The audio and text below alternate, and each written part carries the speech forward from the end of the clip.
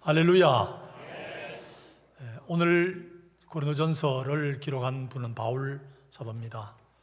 바울은 2차 전도 여행 동안에, 그러니까 주 한 50년경에 이 서신을 써서 보냈는데, 그 이유는 고린도 교회는 바울이 설립한 교회입니다.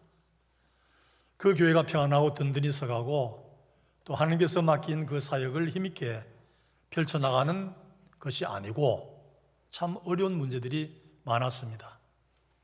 여러분이 고린도 전서를 접하고 보면 그 여러 가지 문제들이 나옵니다. 나는 아볼로파, 나는 게바파, 나는 바울파, 심지어 그리스도파. 지도자들은 끄떡없이 아무 것도 하지 않는데 아래 성도들이 스스로 그런 파벌을 만들어서 교회가 온전히 하나가 되지 못하고, 뿐만 아니라 불륜 문제, 소송 문제, 혼인 문제, 우상의 제물 문제, 또 부인들이 쓰는 수건 문제, 성찬, 은사 등 많은 문제들이 있어서 마치 문제 백화점 같은 교회가 고린도 교회였습니다. 교회를 설립한 바울의 입장에서는 매우 안타까운 가운데 그 교회에 편지를 쓸 때에 중요한 말씀을 담아서 전했죠. 그 중에 제가 하나 찾아낸 것은 오늘 본문 말씀, 짧지만은 믿음, 소망, 사랑. 마치 처방전 같은, 다양한 문제에 해결할 수 있는 처방전 같은, 교회 문제이며 개개인의 문제를 능히 감당할 수 있는 그런 해결의 원리 같은 말씀이 오늘 본문에 담겨 있습니다.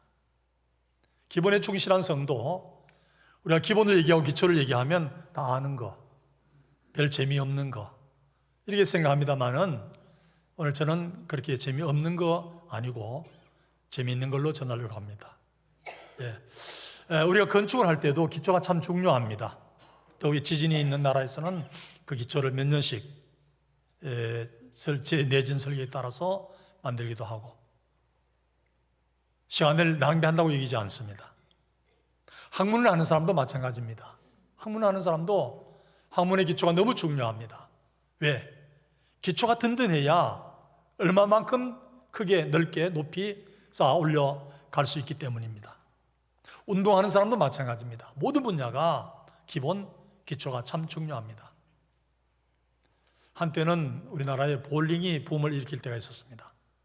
그래서 남자도 여자도 모이면 그냥 볼링장에 들어갔는데, 그때는 저도 볼링 볼, 마이볼, 마이슈즈, 그래서 가방에 넣어가지고 다녔습니다. 많이 졌죠.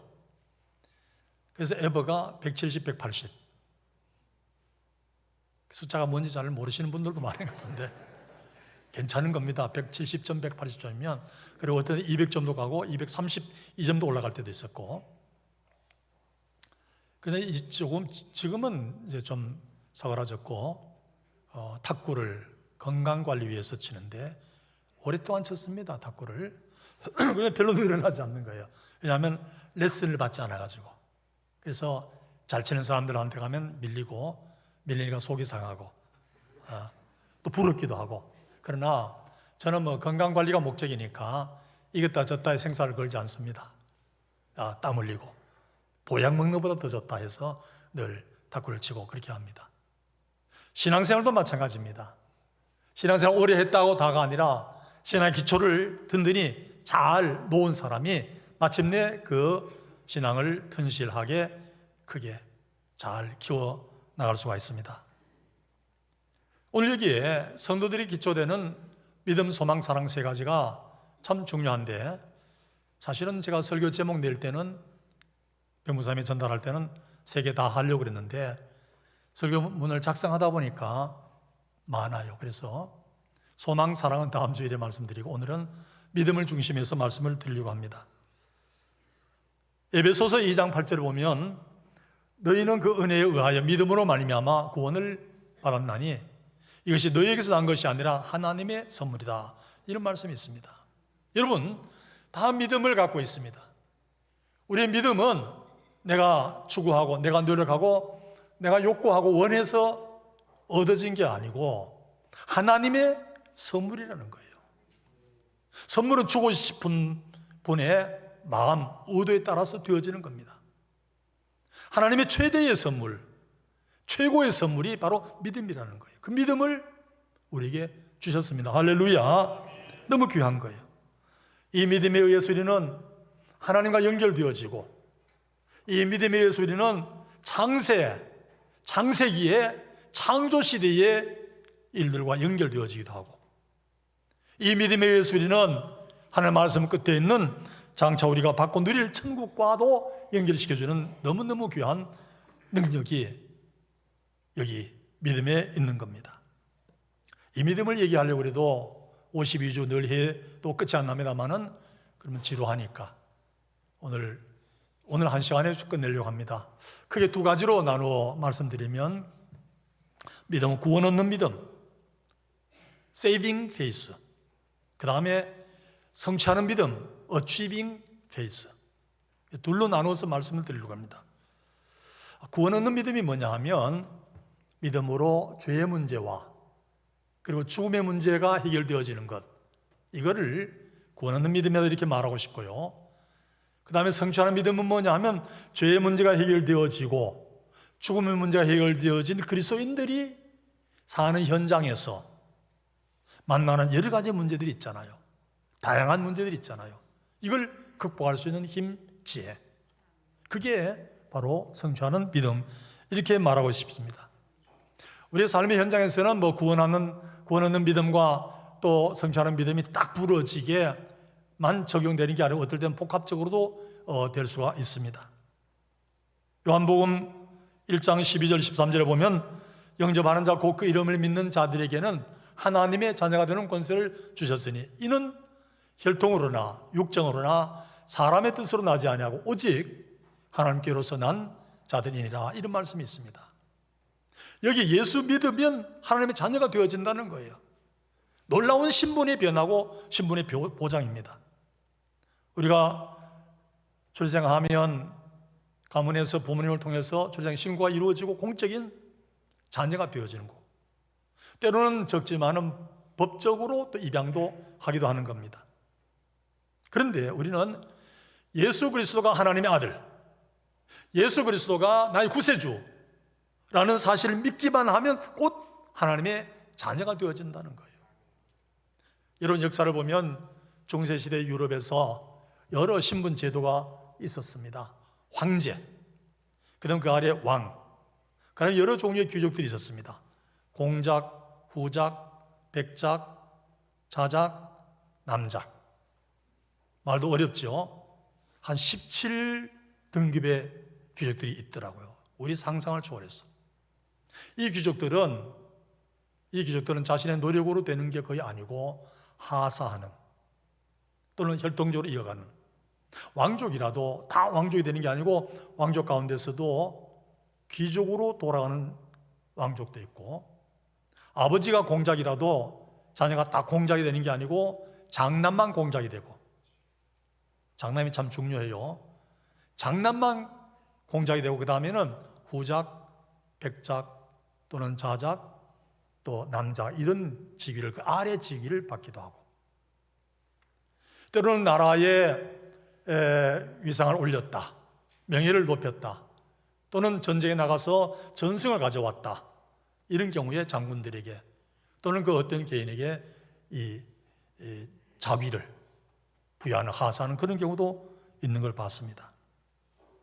이 귀족들에게는 상당한 권리가 보장되어지고, 또 넓은 땅도, 귀족들이 차지하는 땅을 장원이라 하더라고요. 장원, 넓은 영토를 차지해서 누릴 수 있도록 그렇게 만들기도 하는 겁니다. 여러분, 성경에도 보면 이런 분명한 신분 제도가 있는데, 성경에는 문호가 아주 넓게 열려져 있습니다. 조금 전에 말씀드린 대로 공작, 후작, 백작, 자작, 남작 같은 그런 정도의 귀족이 아니고, 우리 성경을 통해서 우리에 부여하는 귀족은 왕족입니다. 왕족. 귀족이 아니라 왕족입니다. 만왕의 왕, 만주의 주 되신 하나님의 자녀가 됩니다. 할렐루야. 하나님의 자녀가 되니까 이거는 너무너무 놀라운 신분의 변화고 보장입니다. 대단한 겁니다. 이런 이들에게, 하나님의 자녀가 되는 이들에게 주어지는 큰 특권이 뭐냐면 죄의 문제가 깔끔하게 해결되어지고 죽음의 문제가 깔끔하게 해결되어지는 겁니다. 할렐루야. 요한복음 3장 16절에 있는 것처럼 하나님이 세상을 이처럼 사랑하사 독생자를 주셨으니 이는 그를 믿는 자마다 멸망하지 아니하고 영생을 얻게 하려 함이니라, 이렇게 말씀했습니다. 성경 전체를 요약하면 요한복음 3장 16절이 나오는데 그 16절은 예수 믿으면 하나님의 자녀 영생을 얻는다 그랬어요. 국어 사전을 보니까 1. 영원히 삶 또는 영원한 생명. 2. 기독교에서 천국 복락을 길이 누리는 생활을 이루는 말. 영생을 그렇게 풀이했어요. 영생은 오래 사는 게 아니에요. 여러분, 누가복음에 보면 부자와 나사로의 비유에서도 나옵니다. 그 부자가 예수 안 믿었잖아요. 음부에 들어가서 목이 타는 가운데서 끝도 없이 고통을 겪는 그런 모습이 나오는데 안 죽어요. 그게 영생입니까? 아니에요. 그건 영생이 아닙니다. 영생은 그게 아니고 하나님의 생명, 하나님의 생명이 영생입니다. 그래서 부모들이 자식에게 생명이 물려지는 것처럼 하나님의 생명이 자녀된 우리들에게 물려짐으로 말미암아 우리가 예수 믿는 순간에 그 영생을 받는데 그게 하나님의 생명의 씨앗이에요. 그걸 받는 거예요.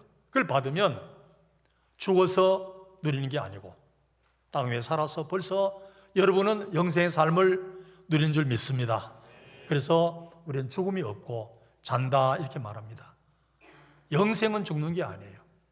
변하지도 않고 죽지도 아니하는 것이 영생이기 때문에 우리는 죽음이라고 말하지 않고 잔다, 그렇게 이렇게 성경은 또 주님도 그렇게 표현했습니다. 자, 자녀가 되었으니 로마서 8장 15절에 있는 것처럼 우리가 양자의 영을 받았으므로 아빠 아버지라 부르짖느니라.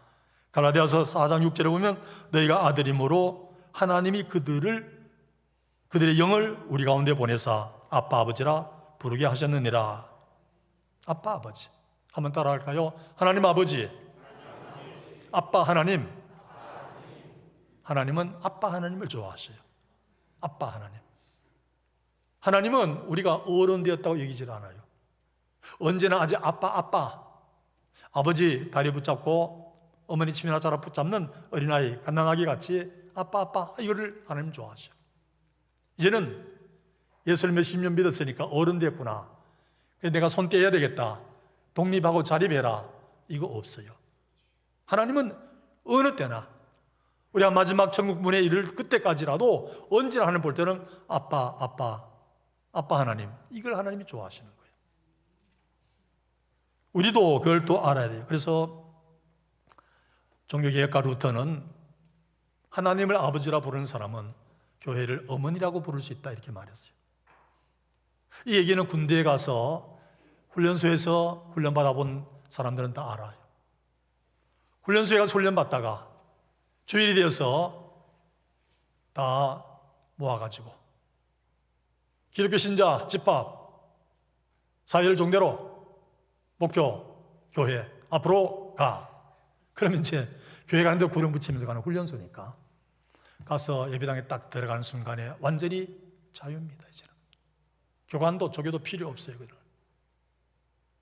그래서 예배실에 들어가서 착 앉는 순간에 와락 눈물이 쏟아지는 거예요. 훈련받을 때 안 그랬는데 왜 그런지 그냥 예배당에 앉는 순간에 와락 눈물이 쏟아지는데, 왜냐하면 그 예배당이 교회가 어머니의 품이기 때문에. 어머니의 품이기 때문에.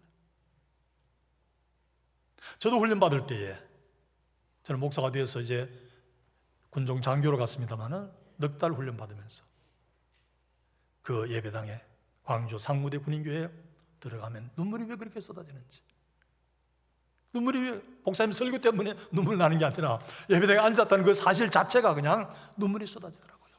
어머니 품과 같이. 사랑하는 성도 여러분, 여러분 충신교회라는 어머니 품에 안겼습니다. 이 안기는 순간에, 안겨있는 이 순간에 여러분이 눈물이 나든지 여러분 마음속의 평강을 얻으시기를 축원합니다. 어머니 품에 여기를. 시달리는 세상에서 이런저런 문제 때문에 지칠 대로 지친 여러분들이 나의 문제를 마음을 담고 들어주고 풀어주고 해결해주고 원인도 이유도 따지지 않고 풀어줄 분이 누굽니까? 아버지밖에 없고 어머니밖에 없는 거예요. 왜 그랬어? 아니라 그래. 어이구 우리 자식, 우리 새끼 덮어주고 감싸주고 안아주고 해결해주는 것이 아버지와 어머니이기 때문에 그래요. 그래서 새가족들이 처음에 교회 왔을 때 어떻느냐 물으면 왠지 모르게 마음이 편안해요.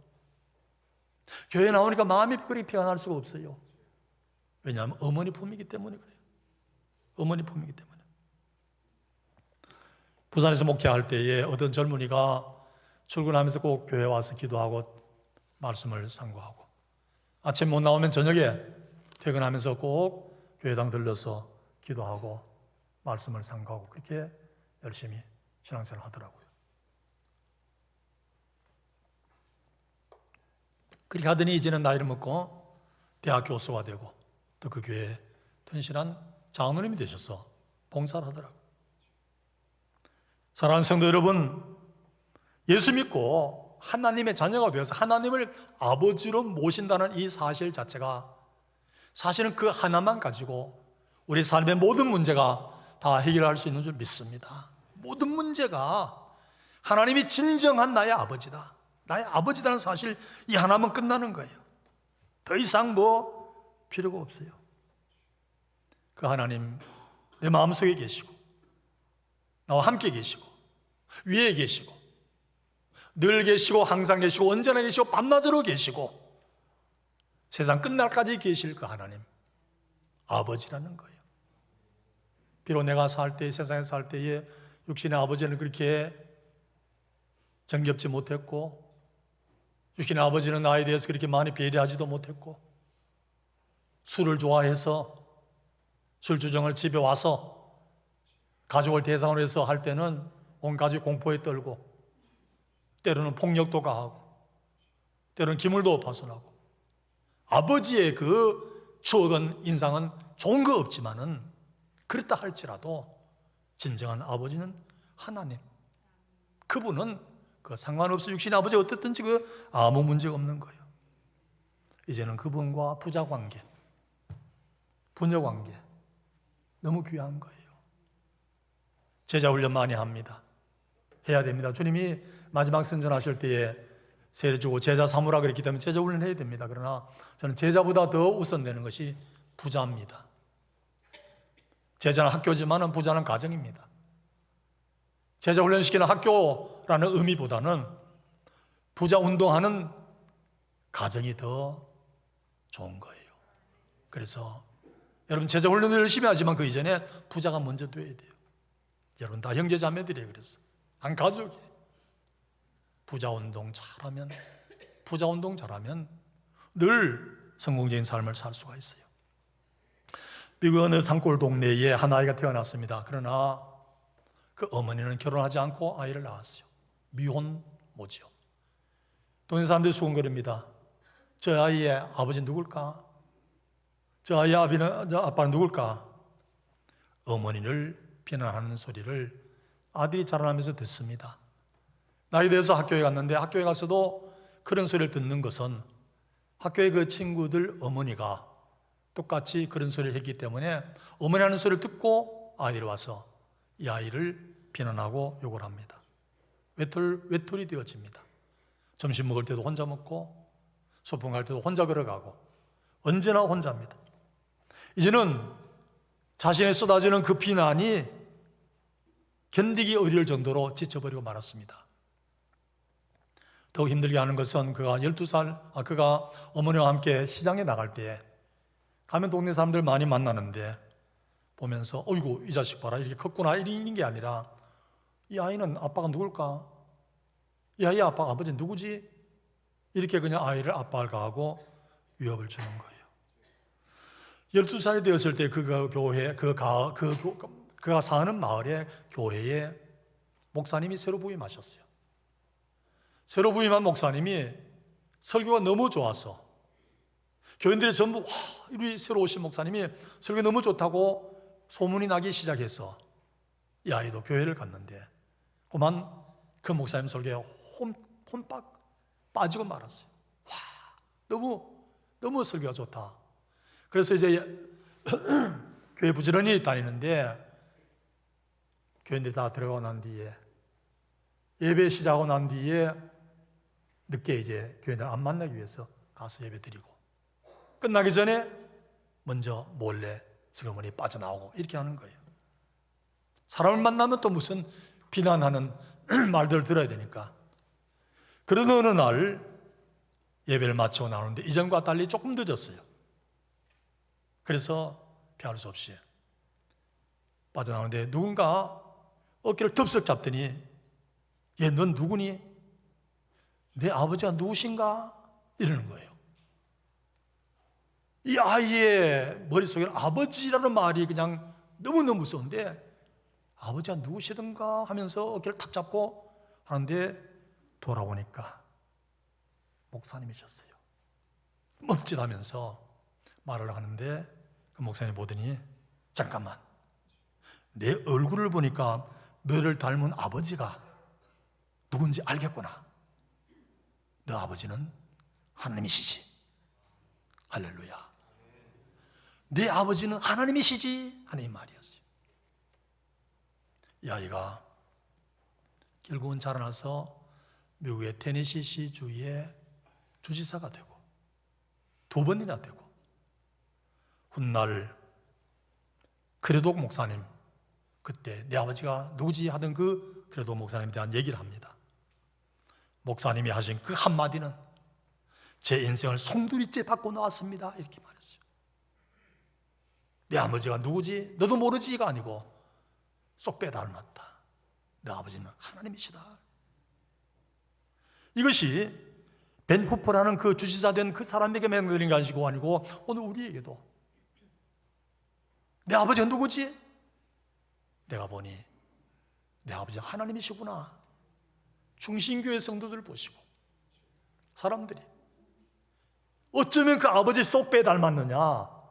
그 마음 쓰는 것이, 그 생각하는 것이, 말하는 것이, 그 생활 모습이 그 아버지 하나님 쏙 빼 닮았구나. 쏙 빼 닮았구나. 지금도 우리 주위에는 벤 후퍼가 들었던 그 말씀을 기다리는 사람들이 있습니다. 아버지는 하나님이십니다. 우리 가운데 함께 하시는 하나님이십니다. 저와 여러분의 마음속에 아버지의 추억이 별로 안 좋다 할지라도 이 힘든 세상 살아가면서 권력 잡은 사람들이 정의도 없고 공의도 없는 이런 세상, 경제가 언제 피어날지 모르는 이런 답답한 안타까운 세상을 살아가면서 과연 우리가 하소연할 때가 있습니까? 누굴 붙잡고 풀어달라고, 해결해달라고 어디 가서 얘기합니까? 권력자에게? 아닙니다. 바른 권력자가 하나도 없어요. 우리는 하나님 앞에, 아버지 앞에 무릎 꿇고 붙잡으면서 살려주세요, 붙잡아주세요, 일으켜주세요, 함께 해주세요 하고 부르짖을 수밖에 없는 겁니다. 이사야 41장 10절에 두려워 말라, 내가 너와 함께 함이니라. 놀라지 말라, 나는 내 하나님이 됨이니라. 내가 너를 굳세게 하리라. 내가 너를 도와주리라. 내가 나의 오른손을 너를 붙들리라 말씀하신 그분이 약속하셨고 그 약속을 지금도 이루어가고 계시는 거예요. 현재도 그 약속을 이루어가고 계시는 거예요. 유명한 설교가인 존 허프만 목사님이 미국의 명문 프린스턴 대학을 졸업을 했습니다. 그리고 12년간 목회를 했는데 거의 실패를 하다시피 했어요. 그래서 마음속에 자신감을 다 잃고 이제는 목사직 내려놔야 되겠다 하고 생각하던 차에 본교에서 목사 연수 교육을 한다는 얘기를 듣고 한번 참가해 봐야 되겠다고 생각하고 프린스턴 대학을 방문했는데 마침 자기가 존경하던 교수님을 만나게 되었습니다. 로버트 윌슨 박사님을 만나게 되었습니다. 자기의 애로사항을 다 얘기했더니 상담받으신 로버트 윌슨 목사님의 얘기가 자네는 12년간 작은 하나님을 믿었군. 이젠 큰 하나님을 믿는 자가 되게. 작은 하나님이 뭐고 큰 하나님이 뭔가?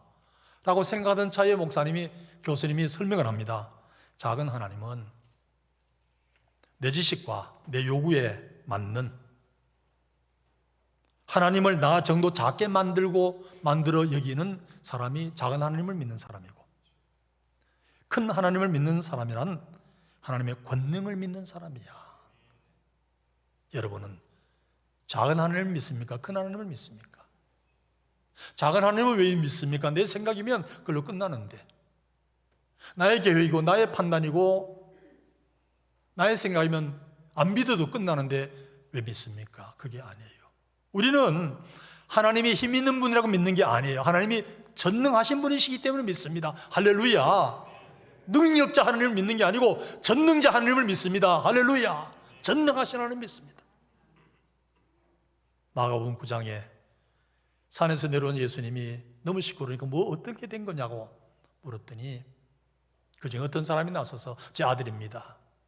어렸을 때부터 귀신이 내 아들을 죽이려고 물에도 던져놓고 불에도 던져서 지금까지 잡아왔는데, 꺼내왔는데, 선생님 뭐 하실 수 있으면 좀 도와주세요. 그때 예수님 말씀했어요. 할 수 있거든이 무슨 말이냐? 할 수 있거든이 무슨 말이냐? 믿는 자에게 능히 하지 못할 일이 없느니라. 할렐루야. 우리 그겁니다. 할 수 있는가? 하나님 하실 수 있겠습니까? 아니에요. 하나님 전능하신 분이세요. 전능자 하나님을 믿는데, 그때 주님이 그 사람의 믿음을 야단칠 때에 주여 내가 믿나이다, 나를 믿나이다, 나의 믿음 없는 것을 도와주소서. 주님 말씀 한마디에 귀신을 쫓아내고 그 아이를 깨끗하게 해주신 그런 사건이 나옵니다. 아프리카의 리빙스턴 선교사가 헌신한 얘기는 여러분 많이 들으셨을 거예요. 그가 참 그렇게 모든 걸 다 바쳐서 헌신하는 그런 때에 고국 영국에서 편지가 왔어요. 자네를 위해서 헌신할 수 있는 사람을 현지로 보내고 싶네. 자네가 있는 곳으로 가는 가장 좋은 길을 가르쳐 주게. 리빙스턴이 얼마나 좋아했을까? 아닙니다. 리빙스턴은 이렇게 답장을 했습니다. 이곳까지 오는데 길이 있어야 오겠다는 사람은 의미가 없네. 길이 없어도 오겠다는 사람을 보내주게. 여기로 오는 제일 좋은 길을 보여주게라고 알려주게 하는데 안 알려줬어요. 길 없어도 가는 밀림지대, 아무도 후원자가 없는데도 불구하고 가서 목숨 걸고 복음을 전하는 그 리빙스턴의 사역에 길이 다 닦여져 있고 후원자가 다 갖추어져 있고 안전이 다 도모되는 그런 현장이 아니라 그 말이에요. 길이 없다고 말이에요.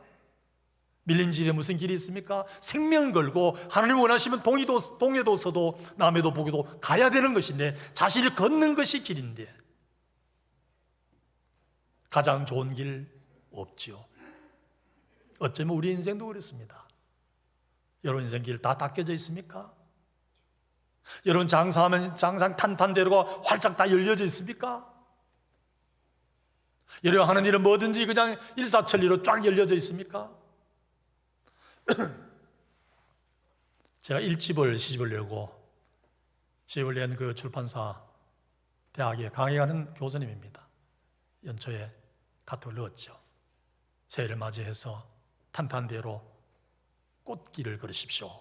그랬더니 답장이 왔어요. 목사님, 꽃길만 걷는 게 어디 있어요?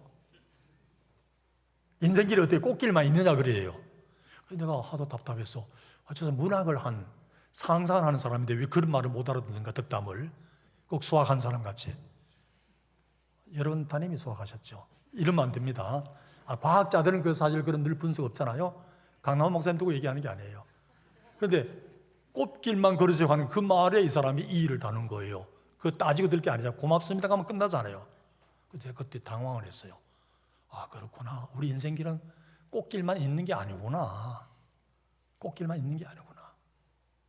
예상 밖에 꽃길 아는 것이 훨씬 더 많은, 힘든 길, 그럼에도 불구하고 아버지 손만 잡으면, 따뜻한 아버지 손만 잡으면, 채찍만 느끼면, 그분이 곁에 있는 것을 알기만 하면 어떤 길도 문제가 없습니다. 이제는 한 30년 가까이 된 것 같은데, 제가 청암교회 부임해서 2년 만에 새로운 건축을 합니다. 그 이전에는 옛날에 지은 교회로서는 잘 지었다고 했다는데, 제가 볼 때 창고 같은 건물이에요. 그래서 설계를 하고 짓는데 37억 공사비가 든다 그래요. 얼마 있었느냐? 3억 5천. 3억 5천 가지고 37억 공사를 하는 겁니다. 안 된다고 여러 사람들이 말을 하기도 했습니다. 저는 하나님이 계시는데 뭐가 안 되느냐? 해보자. 잘 안 보이는 길로는 안개길이라 그럽니다. 안개길. 여러분, 안개길이 막혀 있습니까? 막혀 있으면, 서 있으면 항상 막혀 있습니다. 그러나 가면 열리는 것이 안개길입니다. 1m 가보세요. 1m 열립니다. 2m 가보세요. 2m 열립니다. 여러분, 가는 것만큼 열리는 것이 안개길입니다.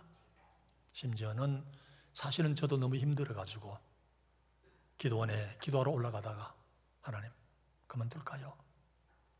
떠나버릴까요?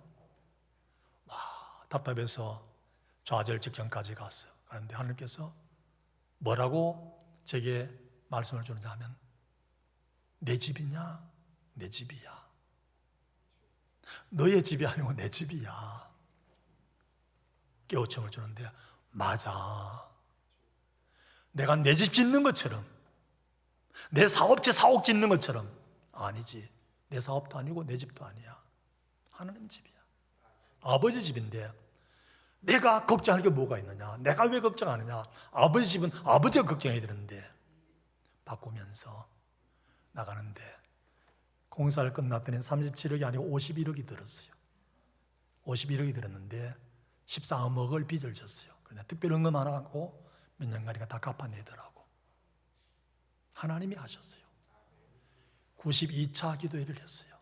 1차가 한 달이에요. 제가 부산에서 건축할 때는 대지를 팔고 예배당 팔고 땅을 사고, 그 다음에 건축하고 준공하고 헌당하기까지가 1533일 기도했어요. 그때 기도할 때는 매일 밤 11시 반에 조를 짜가지고 나가는데 저도 늘 나가고, 밤 11시 반에 기도하면 집에 못 가잖아요. 그죠? 기도하다가 그냥 거기서 자든지 뭐 기도하든지 새벽 기도 맞이하고 그렇게 했어요. 그래서 어떤 집사님들 그랬어요. 좋던 시절 다 지나갔다고. 매일 밤 11시 반에 기도하니까 좋던 시절 다 지나갔다는 거예요. 자유가 없어졌다는 거예요. 그 말 맞다. 그렇지만은 좋은 시절이 열려진다 이제. 그래서 서울 와서도 11시 반에 기도회 한다고 했더니 반발이 오는 거예요. 목사님, 11시 반에 하면 집에 언제 갑니까? 그래요. 얼마나 약삭 빠른지. 부산 사람들은 11시 반에 기도하면 집에 못 가는구나, 기도 더 해야 되겠구나 생각하는데, 서울 사람들은 11시 반에 끝나면, 시작하면 집에 못 간다. 그래가지고 9시로 시간을 땡겨서 했어요. 와, 그만큼 달라요. 물론 중심교회는 아니겠지만은 1533일 부산에서 헌당했고 92차 기도해서 서울서도 헌당을 했어요.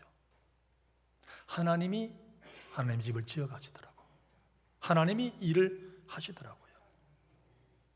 고린도후서 13장 5절에 보면, 너희가 넌 믿음에 있는가? 너 자신을 시험하고 너 자신을 확정하라 그랬습니다. 믿음이 있는가? 남들이 평가하기 전에 내가 말씀 앞에서, 내가 하나님 앞에서 나 자신을 한번 테스트 해보자. 나는 할 수 있다 하면 이건 믿음이 아니에요. 신념이에요.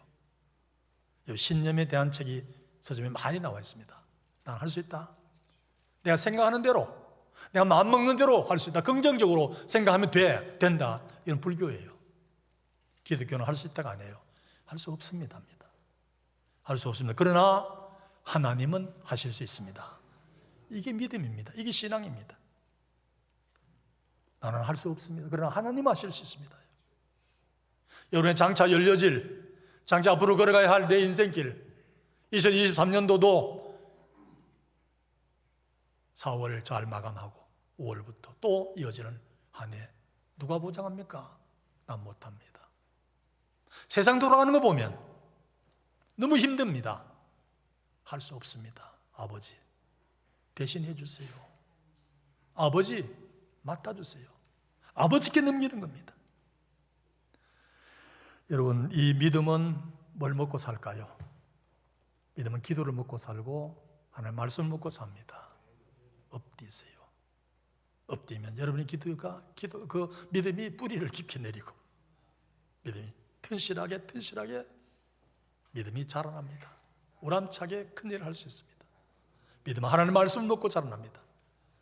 말씀을 열고 말씀을 듣고 말씀을 묵상하고 말씀을 실천하고 지키면 믿음이 자신도 알지 못하는 동안에 아주 우람찬 나무로 자라납니다. 필리핀에 어머니 젖이 모자라서 게젖을 먹고 자라는 아이가 있었다 그래요. 오래전 얘기입니다. 게젖을 먹고 자라니까 육체는 자라나는데 정치적인 게의 습성을 갖고 있어가지고 얘가 걷지를 못하는 거예요.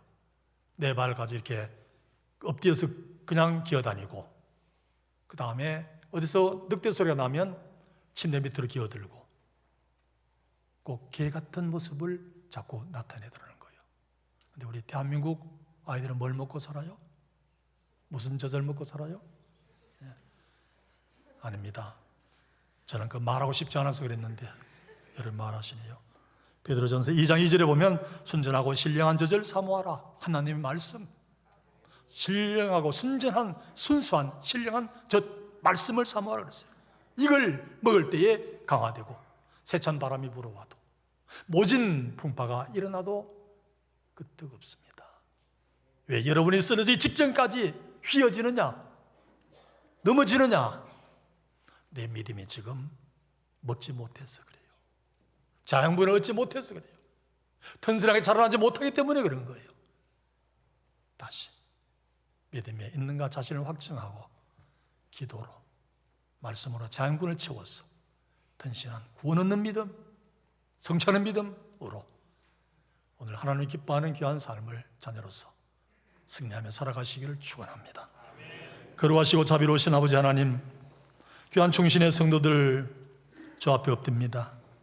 우리를 자녀 삼아 놀라운 신분 상승 보장하시고 허락하셔서 왕족으로 만왕의 왕 만유의 주 하나님을 아버지로 모시고 살아갈 수 있는 은혜 특권 주심을 감사합니다. 이제는 굴하지 않게 하시고 이 세상 일에 아버지 하나님 전능하시기에 그분 붙들고 함께 하시고 우리 안에 계시고 우리 위에 계시고 늘 계시는 그분으로 말미암아 늘 승리하는 중신의 모든 가족들 다 되게 해 주옵소서. 예수님의 이름으로 기도하옵나이다. 아멘.